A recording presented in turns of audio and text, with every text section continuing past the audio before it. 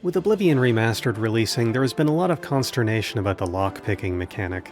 A lot of people very annoyed or even angry that it sucks, and other rather unhelpful people coming in to just say, you should get the skeleton key or use alteration and call it a day. And neither side of this argument is particularly incorrect, but I am here today to test whether or not lockpicking is even a mechanic that you have to interact with. So it's a challenge run. The rules are simple. Adept difficulty, don't pick any locks. Preferably don't even see the lock-picking interface. Also, I'm going to clear as fast as possible, and I'm going to try to keep Boris and Joffrey alive, because it gives me a warm feeling. I usually play Breton unless I'm playing Skyrim, because their passive resistance to magic and higher magicka pool put them a cut above in Daggerfall, Morrowind, and Oblivion. But today, I rolled the dice, and it came up Redguard. Dragontail Mountain Redguard. I resist the urge to manipulate the sliders to make yet another horrid beast and challenge myself to come up with someone who actually looks good for once. I'm horrible at naming things, so for now I'm just going to call him Fumbles.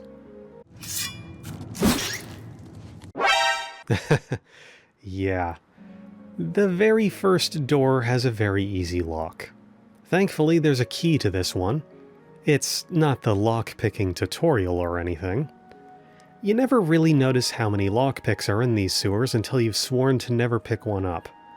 I'm fighting almost 20 years of reflex to not mash on these things. Despite vowing to no funny business, I'm actually taking the Thief sign. This sign gives 30 attribute points, and in the new system, those 10 points of luck are effectively worth 40 virtues. The agility is whatever, but the speed will be nice, and I've decided I'm going to play stupid and see what a max luck build looks like. Luck increases all skills above their listed value as a hidden modifier, and the math is your luck minus 50 times 0.4, or 40% of your luck above 50 applied as a flat increase to all skills without overcapping 100. It's mathematically very strong, but you can only put a single point into it per level, and it costs 4 virtues, and also, you can't gain skill perks using this modifier. It also is not specialized and applies a very low bonus to all skills, which is assuming you're going to use every skill. Also, there are no skills governed by luck, so if you take it as a major, the bonus to leveling speed from attribute specialization is wasted. I really don't recommend it. Before Uriel bites it, I'm going to drop Renault's Akaviri Warblade over here. Stranger, you chose... But from what I've seen of you, I'm guessing you're an experienced archer. Am I right? I've literally never equipped a bow. This is the second time this has happened to me. I'd say he's just picking the first in the list alphabetically, but then it would be Acrobat, wouldn't it? Anyway, the build is combat, strength, and luck. Strength to deal more damage and carry more stuff. Luck as a primary attribute makes leveling catastrophically more difficult, but that's honestly not a problem. Since I'll be looting fewer chests and throwing 4 virtues in the garbage every level, I want to keep the level curve low. It'll be just like the old days, where the game gets paralyzingly difficult at higher levels. Major skills: acrobatics, armor, athletics, blade, block, heavy armor, restoration. About as vanilla as you could expect. Ah, Renault's sword disappeared. Goblins are probably the most reliable enemy to drop lockpicks, and these sewers are full of them. Now that I've decided what the build is, I rename our boy to Lucky Ted. If you know, you know. Vilverin is literally right there, and it has a few good static drops for heavy armor. These are just lightly armored bandits, but one of the bowmen gets real fancy on me and uses your Summon Ancestors major power. I've literally never seen this happen.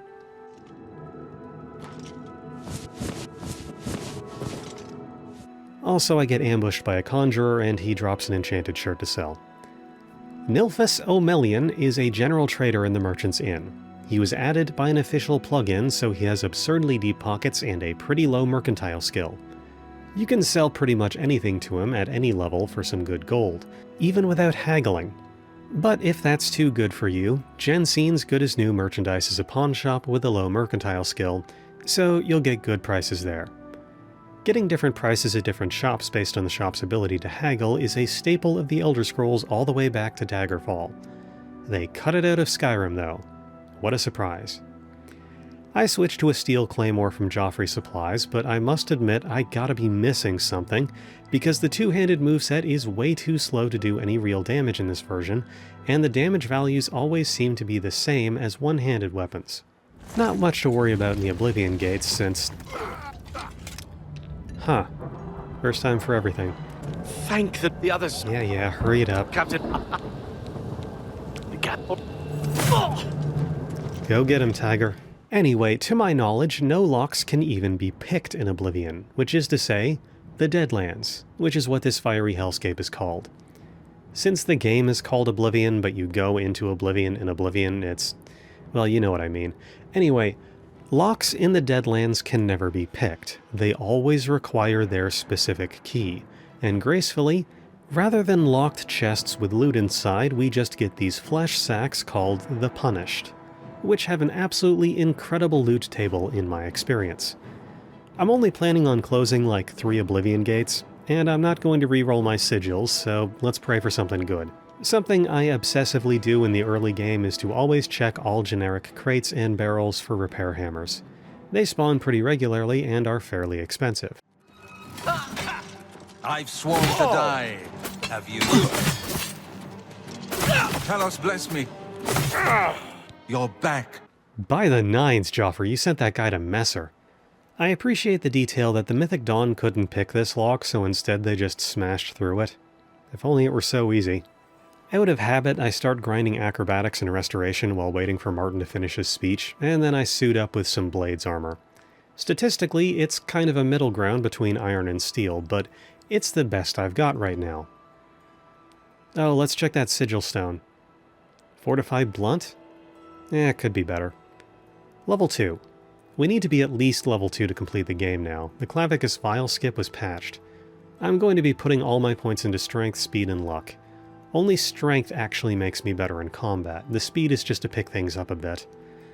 Hieronymus Lex doesn't want you to know this, but these crates and barrels in the Market District are free. You can just take them. Nilphys, I'll take your entire stock of repair hammers. I also hop over to the main ingredient to buy a handful of glow dust. I need it for... reasons. Skipping over the paper chase with the first 3 editions of the commentaries on the Mysterium Xarxes, it's down into the sewers with Boris.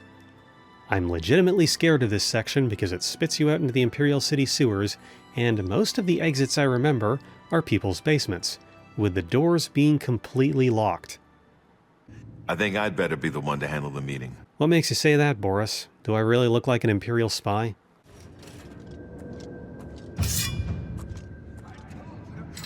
For Uriel Septum! Kill them!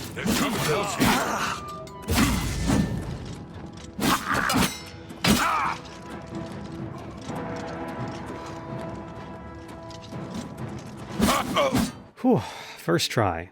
Raven is always set to drop some decent loot. Today was the base ring of Fire Shield. Not bad for the Deadlands. Might as well follow Boris out. His essential NPC flag has just been removed, so it's now possible for him to die at any moment. Okay. Oh, there he goes. Uh-huh. He can't get through this locked gate. Very easy lock. A child could pick it. Or a stiff breeze. I hope that's not the only way out.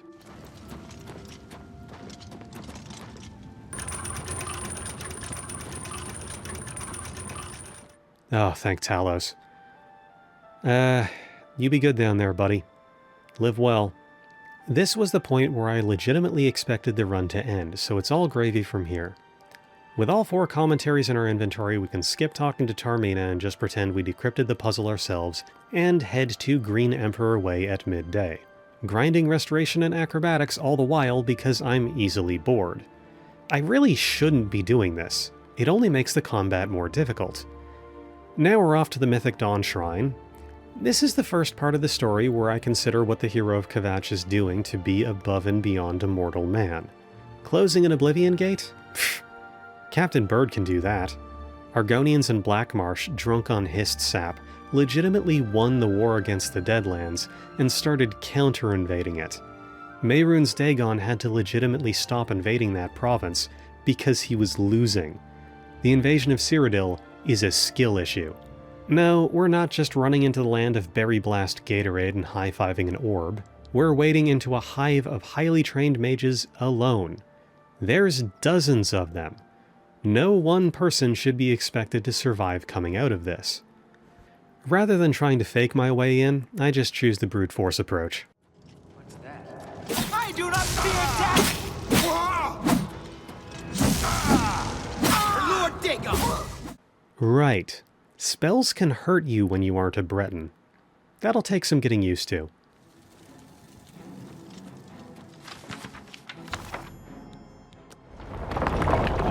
Whoops. Base Ring of Strength. Nice. I'm just gonna cut past spending like 5 minutes chasing down the storeroom guard for the key I don't end up using. Take a nice nap on this stone altar and hit level 3. Armor weight affects your movement speed in this game, unless it's mitigated with the feather effect. So from here on, I'm going to be stripping down to save a lot of time. I'm also permanently on fire, but I'm gonna try to not think about it. We'll just say that I'm running so fast that I'm igniting the air around me. While I'm up here in the mountains, it's a good time to get down to some mandatory optional content. Azura's Shrine is up here somewhere, and I refuse to look up the location online. Unfortunately, I had to take a break to get groceries, so the fire went out. Gutted Mine. Getting close. Here we are. Nerevar. Yeah, I gotta kill a bunch of vampires. I almost instantly catch vampire disease despite having 75% disease resistance from being a red guard.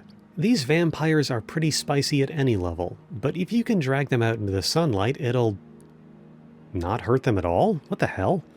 Have you guys not existed long enough to hit stage 4 vampirism or something? Can't forget to cure myself. Okay, gotta track down the spies. This is hurdle number 2. The evidence I need for this quest is behind at least one locked door, and if I can't find the key before its owner disappears from existence, I have no choice but to pick the lock. The spies gather at the runestone and can get killed by random monsters, so it's now or never. I see you!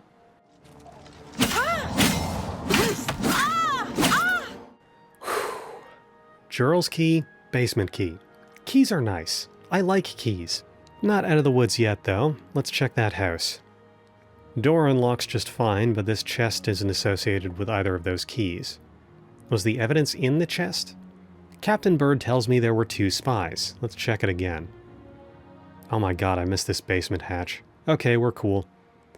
Well, I still gotta find the last spy, and she's literally right there. Bada bing, bada boom. Ah, Boris, you made it over the child gate. Thanks for the blade levels. Which reminds me, there's a few more free skill points outside. Keep it up, boys. Ladies?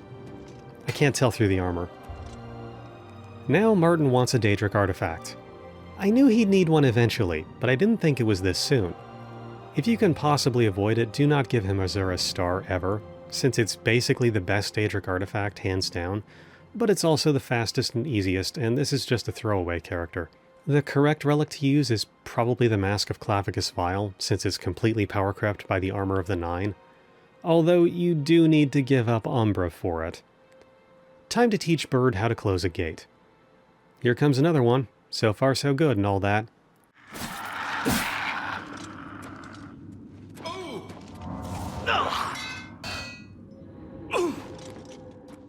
Bruma's finest. Huh. I guess there are regular locks in the Deadlands. Regardless. Ooh, silver longsword. Time to roll the dice. Fortify speed. Nice. I buy a copper amulet and slap that on real quick. Better not to have it on a piece of armor so I can sprint faster naked. Level 4, level 5. Off to Sancretor for the armor of Tiber Septim. Oh my god, Prior Maberl's horse is so slow. I guess it was balanced around there not being a sprint in the game. Ah, the Call of the Wild. Nothing like returning to nature.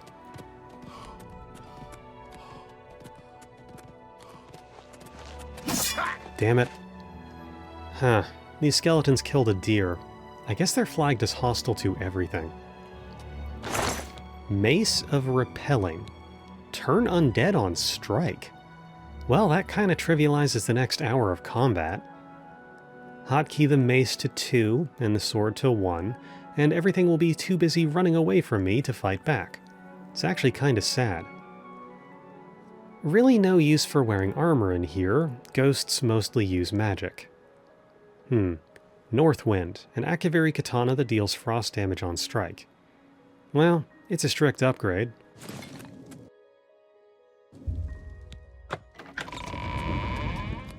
Level 6. This shield has Reflect on it. That's a hard lock. There we go. Armor so old the man who wore it technically never existed anymore. Except everyone remembers that he did. Dragon breaks are weird. How the hell do I get out of here? Alright, now we're off to Miss Karkand. This place is some kind of battleground between goblins and skeletons. Good thing it's not Morrowind goblins, or I'd be a stain on the wall by now. Oh good, rock joint. Redguard disease resistance strikes again. There we go, special glowy stone. Why am I even bothering to fight these zombies when I can hit them with the go-away stick and shuffle on past? Turns out it's because they never stop chasing you, and once I'm out, I have to run like 2 kilometers in order to be able to fast travel. Jensine, I've got some Welkenstone. What the hell? Only the... Hey Nilphus, you want some Welkenstones? What was that noise? Don't worry about it.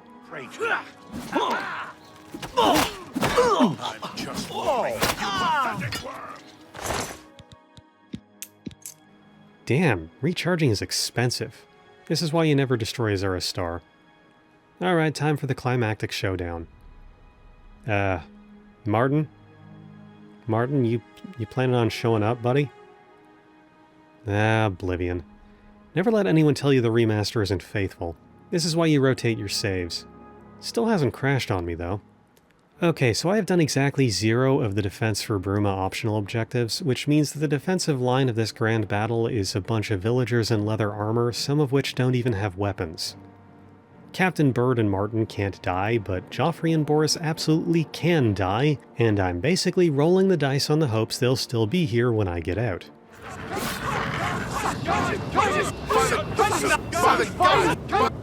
Guys, calm down. Oh, that's a lot of damage. Might have helped if I put my armor back on at some point. Damn, this Fadenaz does not want to go down. Base Ring of the Viper. Already got 75% poison resist, and it's never helped me so far. This one seems functionally invulnerable, and I'm out of health sippies. I should just move on. Ow. Ow!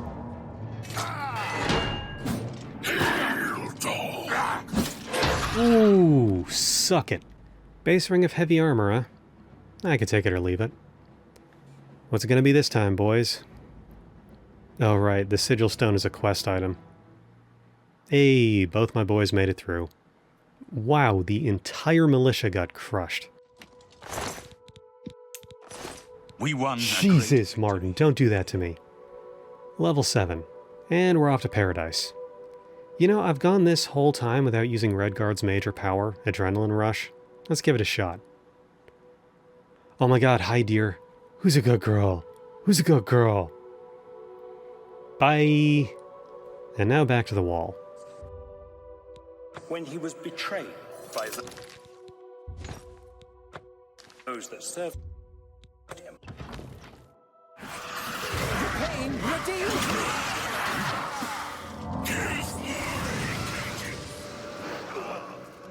Right. Magic damage. I think I'll go the other way. The twins have some good gear usually.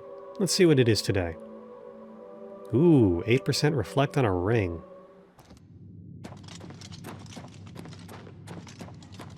I have waited a long... Yep, that's me. You may be wondering...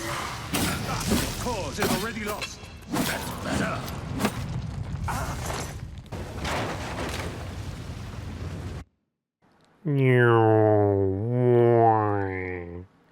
Akato, my man, you look a bit different than I remember. I'd call this last bit a victory lap, but Boris and Joffrey show up here and both can still die. My strategy is to just run. You ever wonder how big... never mind. Hey, both my boys made it. Joffrey is so excited he cannot contain his idle animation. And so I think we can definitely say that... What in the goddamn? Let's just reload that save and fast travel away. He's okay, everybody. And there we have it. Champion is Cyrodiil, 0 locks picked. You can totally beat Oblivion's main quest without picking any locks, or even using the spells to open locks. Every critical path door or container has a key that can be found, and boy howdy is the critical path of this game short. This whole run took less than 5 hours. I could have pounded it out in a single sitting. Also, it seems like intentionally dunking the actual viability of your build with speed and luck isn't too bad.